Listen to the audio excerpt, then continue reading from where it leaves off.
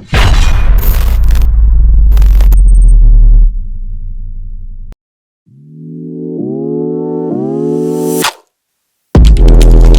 everyone, riding the crypto wave, launching a Web3 game in the bull run, relies on the bullish sentiment to bring more players and industry players into Web3 gaming. So welcome to our panelists today. Maybe you can give a quick intro each and tell us a bit about who you are and your projects. Sure, Fred from Funfair Ventures. So basically we're a private VC and my main focus is gaming investments. So we invest in early stage studios and try and help them grow. Great. I'm Praveen. I'm the CTO and co-founder of Aura. Aura is a game tech platform that focuses mainly on marketplaces and esports community. We are built mainly on EVMs right now, but we are going to launch our first non-EVM very soon. Hi everyone, my name is Igrim. I am VP at Race Kingdom.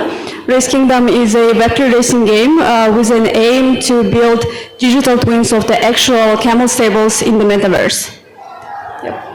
Great, thank you guys. So we've got a few different bits that we want to cover today, but let's start with launching a game in the bull market. So what strategies should game developers employ to leverage the excitement and momentum of the bull run when launching a Web3 game? Yeah, go. So, mainly I think the basics and importance of any gaming platform is how the game mechanics work really. It has to be really intuitive and it has to move far from the narrative of a collectible. It has to evolve in terms of game mechanics, how the game actually works. And even when there is a bull run or a bear run, I am pretty sure the people who play games, the gamers, are more than interested in the game mechanics more than anything else. So first of all, that needs to be solved. Apart from that, I think the onboarding is a huge problem for Web2 users to come to a Web3 game. So I think that needs to be solved as well. Well, first of all, we've been waiting for this moment for almost 2 years for the bull run, to finally arrive so we can launch the game. And our strategy is to take it into smaller steps rather than having one grand launch. We decided to launch in several batches, in several steps, so we can collect the feedback and improve the game and make the community part of our builders, so we can have transparent communication with them and also listen to them and know what do they want in our game next. But overall, I think there is a lot of space for creativity, and there are a lot of space, to make spin-offs or game inside of the game. So I think since the bull run has arrived, we can start launching in smaller steps and build with our community together. Well, I guess that since the game is really not dependent on the price of crypto, to me, the value of the bull run is actually more volume of conversation on social platforms, which then means that the games can actually leverage that conversation to be more visible to the traditional gamers. So by using the Web3 communities to actually gather more and more talking and conversation about it and try and go viral so they can actually capture more Web2 gamers because they're more visible. And just to touch a little bit on tokenization, we'll go into that in a bit more depth in a minute, but how does the current bullish market sentiment impact tokenization? I guess in the last week or so, it's been quite clear, and I've been talking about this for some time since we started seeing the crypto prices go up. All of the investors are pushing games for tokens, correct? So that clearly will affect the projects, the gaming projects using a token and pushing a token now. I think that will allow potentially for better funding for some games, but there's also the concern that that will distract them from their main focus, which is the product development. So, kind of agreeing with you, right? In terms of exposure to capital would be better, but we should always try to learn from the mistakes that we have done in the past, right? Any model that You can't see your token as only a mechanics to reward users. It has to have some utility in the game. So a rounded ecosystem would be a better fit. Apart from that, I think like tokens should be only there when there is a real need. Well, for us, tokenization, it was an important step, right? We are a Web3 game, and it was for us the way to raise funds and to get our early investors and early community members. And I think with the bull run, the liquidity will increase, hopefully, and the volumes will increase. But unfortunately, or I don't know, fortunately, communities depend not only on the utility, but also overall the story, and how they are attached to the game. And since we've been building for 2 years, they have been with us through ups and downs. And I think there is this kind of attachment in one hand, and in the other hand, like overall speculation that is happening in the Web3 market. Bitcoin halving, and it also like Bitcoin price affects our tokens price as well. So, but I think we're on the rise. So yeah, waiting for the positive growth for sure. And also to add to what Federico said, 3.3 billion like gamers, Web2 gamers, and only 2 million Web3 gamers. So it's the way, to onboard more Web3 gamers and to turn Web2 gamers into blockchain gamers as well. Great, that leads me on quite nicely to the next question, and the same as above really, for the impact of the bullish market on player adoption and engagement for newly launched games. What are your thoughts on that?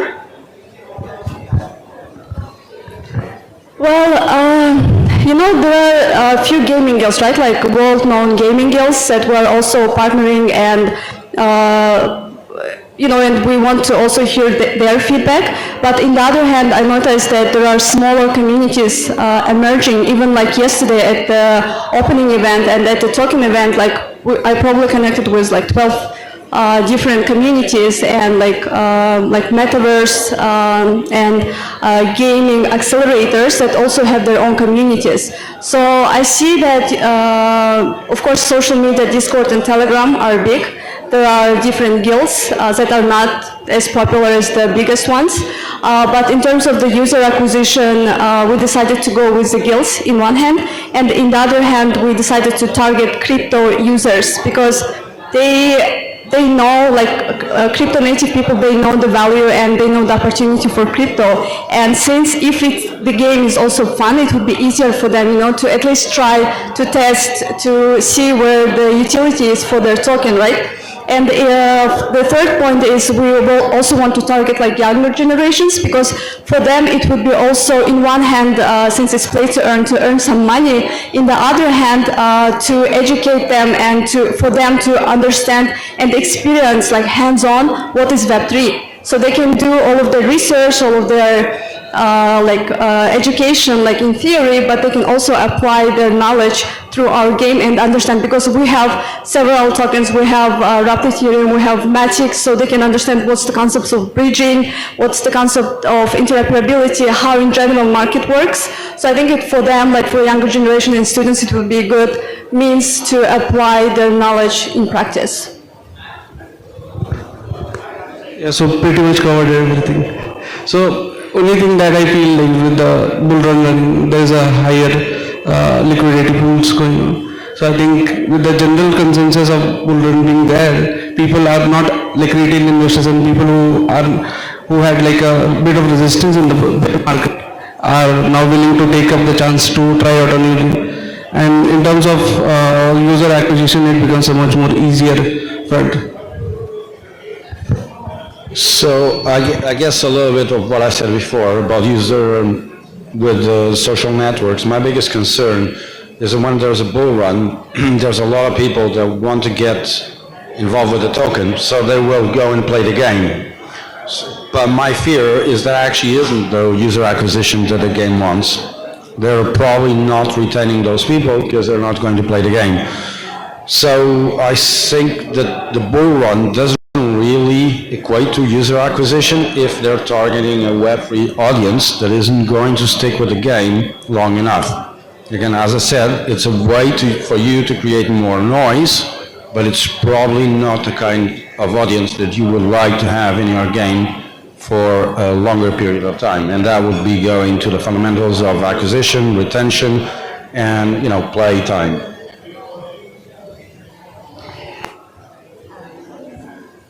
And what challenges and opportunities do you see arising from launching a game amidst the volatility and rapid price fluctuations of the bull run?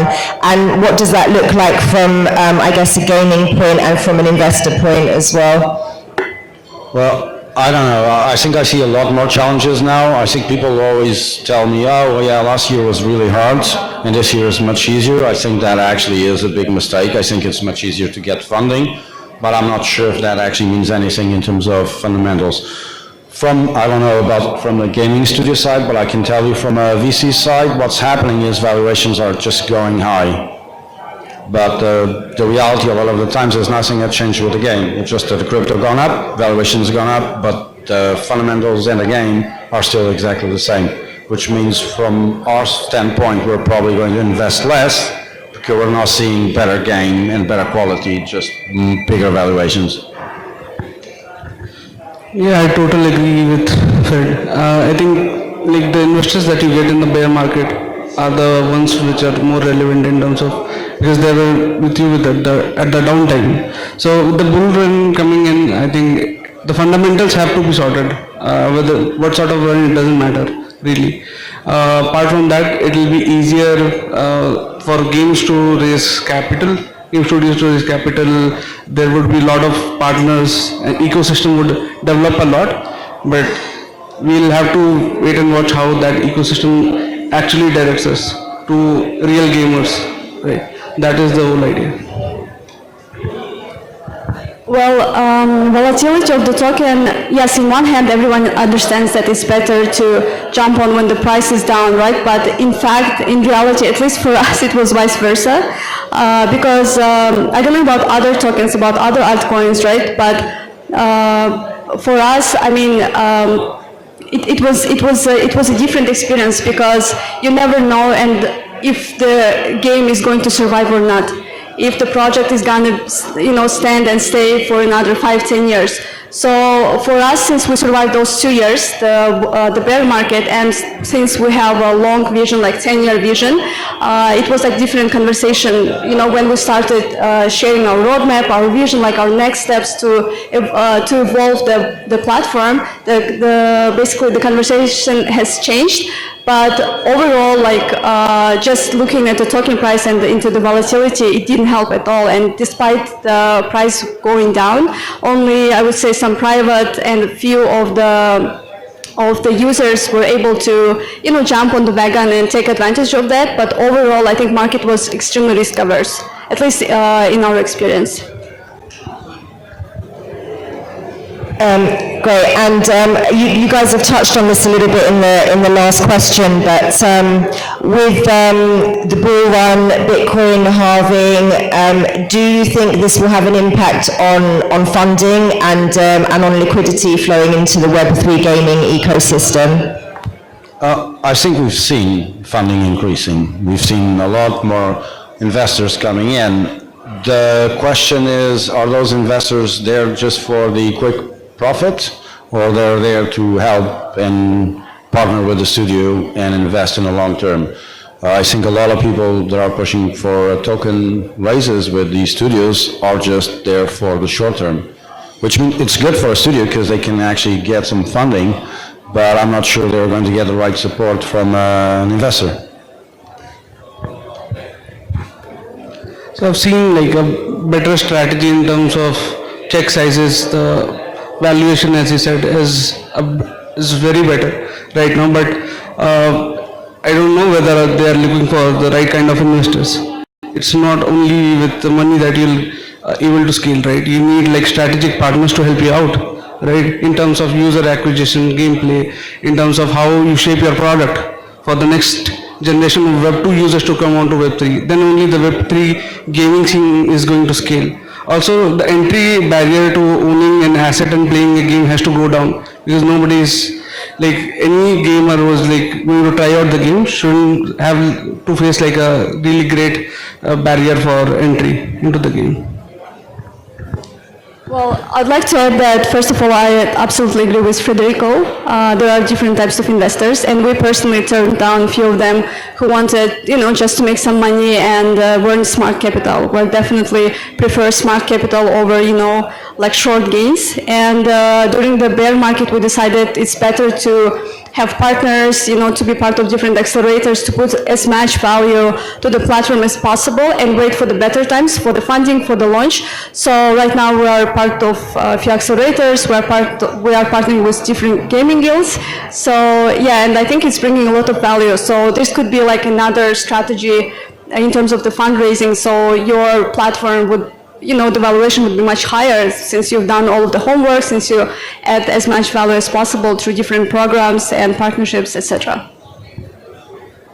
And again, you guys have touched on this a little bit, but just to look at the effects on tokenization, is it a good time to launch a token, and what are the risks and drawbacks associated to tokenization in this market, in this climate? So it really also depends, because people talk about doing a token and a TGE. It really depends on when that TGE is going to happen, and then for investors, what is the lockup period? If you're planning on doing a TGE this year, but then your investors' lockup period is 24 months, well, most of those investors will end up in a tokens liquid, which might detract a lot of people from doing it. Launching a token and spending their lives worried about the product, instead of being worried about the price. The reality is the only thing that affects the token price is Bitcoin going up or down. That's it. Bitcoin goes and your token will go up. But if everything is going down, your token will go down, but your product development will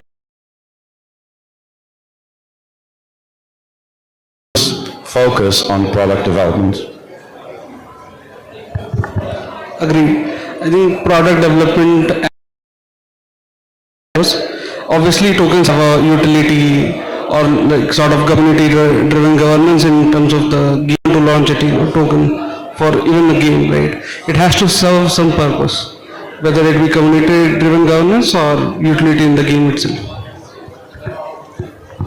Well, I would say it depends on what kind of project you are and what is your goal. Of course, if you want to raise funds, it's a good way to raise funds. Yes, you can raise funds through token rather than equity, but the question is what's next? Like, what's going to be the utility? When are you going to launch the game, And there are some internal factors, but there are also some external factors that you cannot have power over, and it can affect actually your project tremendously more than any internal factors, as it happened, with this bear market.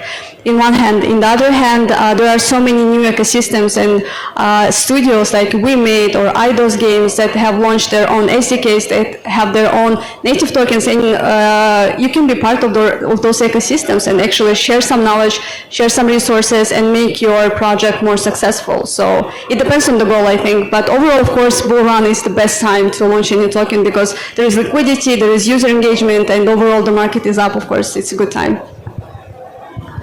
And I guess what's your experience, or what advice do you have for game developers seeking funding for their project in the current market climate, and how can they navigate the dynamics of the bull market to secure investment? I guess I would look at how studios have raised money in the bear market, and that would be the strategy I would like to see people do even in the bull market. I think having the fundamentals written down, trying to focus actually on the game fundamentals, in the game mechanic, and the game itself, as opposed to focus on a token value. And then investors will follow. Again, I will be very critical about this. Try and find good investors. Don't try and just raise the money. Because what will happen is, in 2 years, your token will be in a bear market. You won't have the same value, but you won't have those people by your side. That to me is a fundamental bit. So how I look at it is that like raising funds, you can do token route or you can do equity route. The gestation period differs in both the scenes. So like you absolutely have to develop a product that is being usable, is very usable for the users, right? Even for gamers and like the Web2 gamers as well. If you want to like really scale blockchain as such, and you see the recent blockchain developments have also been in line with this philosophy. They are building for scale, right? So you have to build it for scale.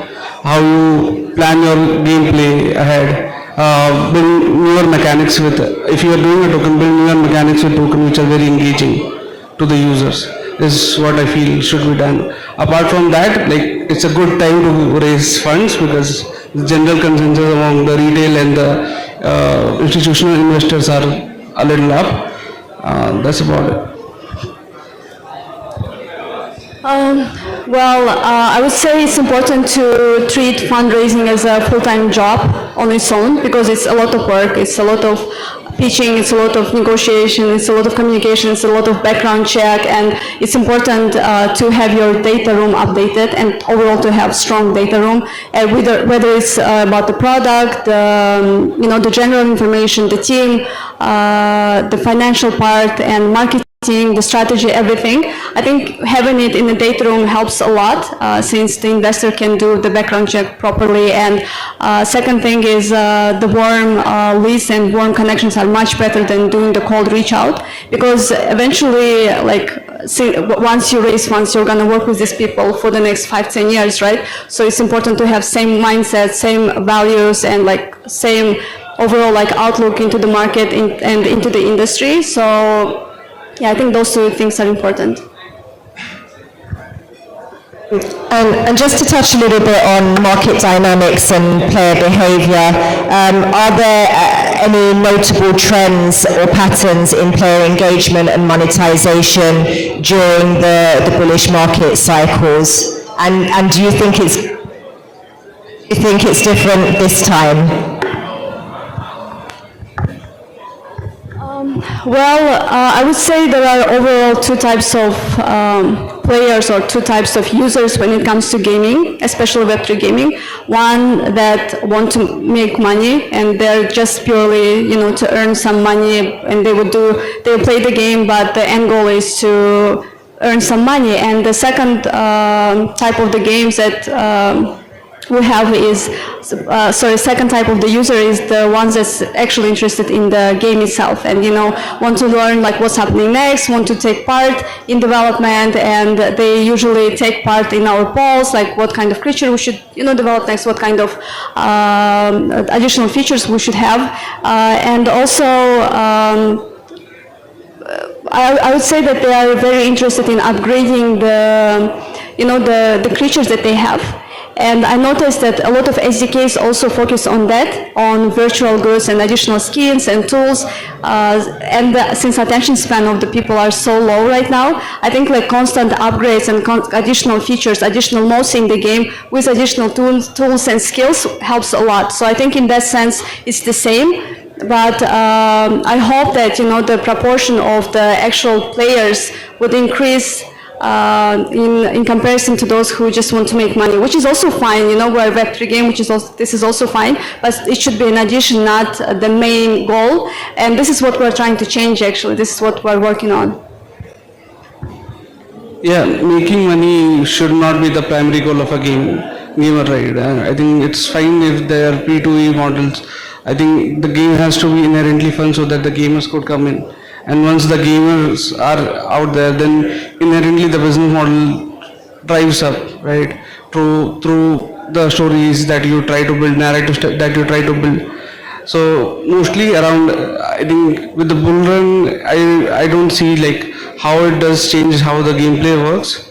Absolutely, with the resound funding and everything, the ecosystem is going to flourish. You'll see much more narratives around AI-driven story building, or let's say other ecosystem partner would plug in and provide extensibility to the game with that breaks out of its own shell. So I think one point that has been mentioned several times, and again, I think this is the only difference in terms of game metrics during bull run, is you're going to get a lot of people coming in, try your game. But like was said before, they're not gamers. They're in there, they want to see how the mechanic works, how much money can they take out, how many tokens or NFTs can they actually pull out of the game to make some quick money out of it. So I think the thing that is important for game studios is to focus on the metrics that allow them to understand who are the true players and who are not the true players, so that they don't get distracted with the wrong numbers, because that's the biggest mistake. They go and say, oh yeah, we got 10,000 new players. Yeah, engagement is, retention for the first and second day is great, but they just drop off, or they come in much lower, gameplay because they're not gamers. And so I think that's fundamental. You're going to get a lot more traffic. Just make sure that your traffic is a qualified traffic.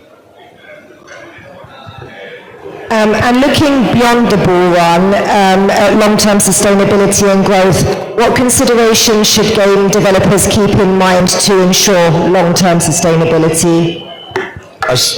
I find it funny because you read all these decks about games and investment. It's quite rare to see, user retention, user acquisition numbers. Maybe a lot of them are in the very early stage, they haven't launched.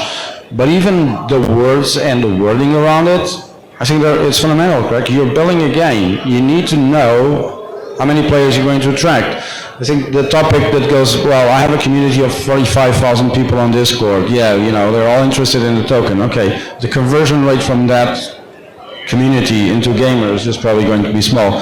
So I think what you need to be extremely focused is, are you going to be building a game that is addictive, that people are going to get stuck playing it? Do you know that your costs and your structure are going to be covered by those players, or are you just looking at the Web3 community, and when the bull run is over, you will be expecting to raise and you're not raising because your project doesn't have a path forward? So, pretty much covered, Frederick. I don't have anything to add apart from, basically, it is, as I've said numerous times now, it is the gameplay that actually counts. How good the game is. It has to be fun for people to play actually. And the community number, everything is good, but you'll have to see beyond a point that what sort of channels or just numbers that you can show. So there are different top line metrics and bottom line metrics that you can show. Numbers grow every now and then, right? Your own multi-game, multi-chain platform and evolve into a metaverse, right? So you have to think about that, what's going to be your long-term vision and goal in one hand, and in the other hand also keep in mind that market and the technology is developing on its own, and how you're going to adopt that or how you're going to be part of that, right? For example, gaming is the gateway into the metaverse, and for us it's our vision is to have the metaverse, right? And to create digital twins of the camel stables in the metaverse. Right now we have the platform itself, but of course we want to become a metaverse. And I think different games have different goals, but for shorter or mid-term sustainability, it's important to have user engagement and to run user-generated campaigns and to make them part of the game, of different campaigns, for them also to explore different creatures that we have, play with that, maybe also incorporate AI, and they can have 3D models of the camels, and take a picture with that 3D model. And I think it's important to focus on user-generated content and user-generated campaigns to sustain it short and mid-term. So one last question before we wrap up, and just in one sentence, what are you guys most excited about for your own projects or for the ecosystem over the coming months? Sorry, Mel, can you repeat the question, please? What are you most excited about for the next coming months, either for your own project or generally for the gaming ecosystem? Well, I would talk about our own project. We're very excited for the beta launch. We've been working and preparing for it for a long time, and it's been quite challenging, but we're very, very excited to launch the beta and to actually collect the feedback from different guilds and add additional features. We have so many features in mind. We have I believe, very strong roadmap, and we're looking forward to actually make it into a reality and, to introduce the platform to the user base and to the market, of course, in general. So ours is a community-driven esports platform. So we are most focused on community doing those tournaments and playing with larger audience and driving the engagement to the games. That is what we have been super laser focused on, and that is our primary motive going forward as well.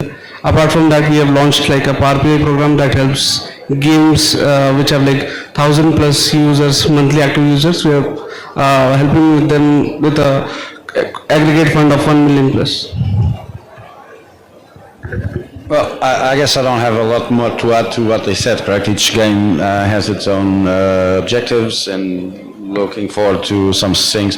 To me, I'm just happy to start seeing a lot of Web2 companies coming into the Web3 space. I'm seeing a lot of projects are actually going live now that are from traditional established Web2 companies, and that makes me quite interested about what's going to happen in like 6 months.